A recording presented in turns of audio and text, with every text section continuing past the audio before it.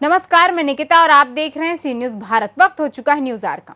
बिजनौर में सीएम योगी आदित्यनाथ ने जनसभा को संबोधित करते हुए भारत माता और वंदे मातरम के जयकारों के साथ अपने भाषण की शुरुआत की। उन्होंने कहा कि भारत को पहचान दिलाने में बिजनौर का भी अहम योगदान रहा है। सीएम योगी ने कहा कि बिजनौर आना मेरा सौभाग्य है। सीएम योगी ने कहा कि बिजनौर राजा दुष्यंत और शकुंतला के पुत्र भरत की कर्मस्थली रही है। उन्होंने कहा कि बिजनौर महात्मा विदुर की भी धरती रही है।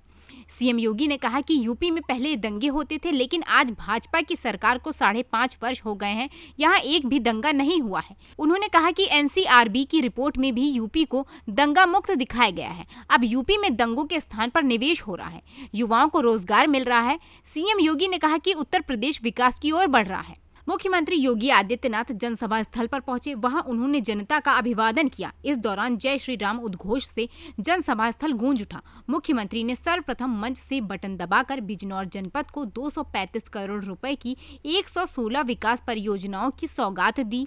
उसके बाद उन्होंने मंच से मुख्यमंत्री आवास योजना के लाभार्थियों को मकान की चाबी सौंपी। 2022 को लाल किले से कहीं उसका सबसे जीवंत उदाहरण आपका एक जनपद है। आज इस देश का नाम भारत पड़ा है।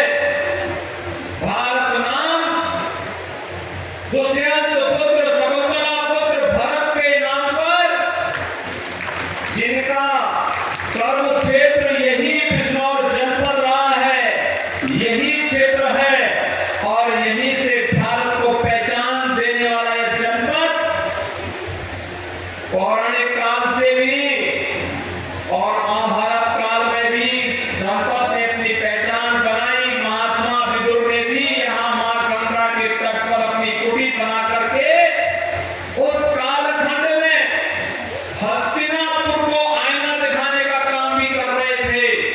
आज भी विदुर नीति भारत के लिए एक मार्गदर्शक के रूप में कार्य करती है और ये हमारे लिए गौरव की बात है। भारत को दुनिया की एक ताकत बनाने के लिए पूरे देशवासियों को आह्वान किया और आज मुझे बताते हुए प्रसन्नता है जब मैं बिजनौर में हूं। भारत जब आजादी का अमृत महोत्सव मना रहा है,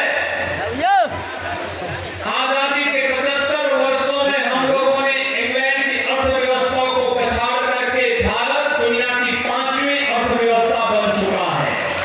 इसके लिए प्रधानमंत्री मोदी जी के नेतृत्व का अभिनंदन करते हुए मैं आप सभी बिजनौर वासियों को भी इसके लिए बधाई देता हूं।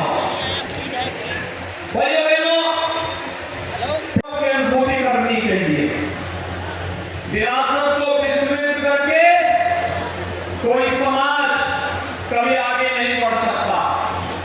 अतीत की गलतियों का परिमार्जन करना, लेकिन अतीत की गौरवशाली क्षणों से भी प्रेरणा प्राप्त करते हुए आगे बढ़ने के लिए निरंतर प्रयास करना और इस दिशा में जब भी कार्यक्रम होंगे तो समाज कभी पिछड़ नहीं सकता, हमेशा आगे बढ़ेगा।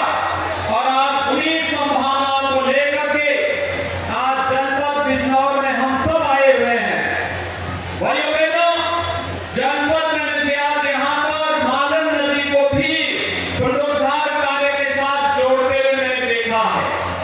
भारत की नदी संस्कृति भारत की सभ्यता और संस्कृति की प्रतीक है।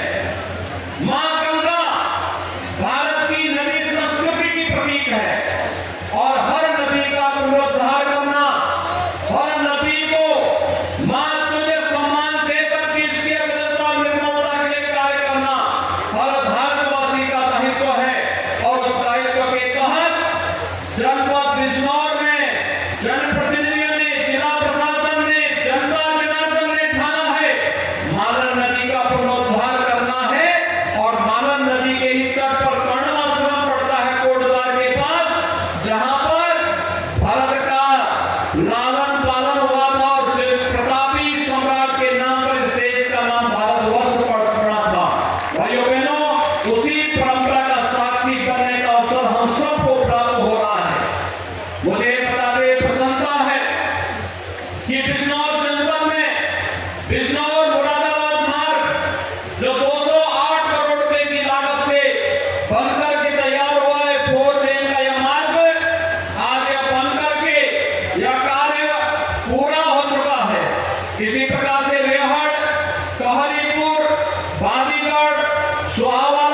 सुरजन नगर मार्ग इसका भी चौड़ीकरण सुदृढ़ीकरण के लिए 51 करोड़ 81 लाख रुपए की राशि उपलब्ध कराई गई। बिजनौर से सी न्यूज संवाददाता सलीम हाशमी के साथ अजमल अंसारी की रिपोर्ट। फिलहाल के लिए इस खबर में बस इतना ही। देश और दुनिया की तमाम खबरों के लिए देखते रहिए सी न्यूज भारत।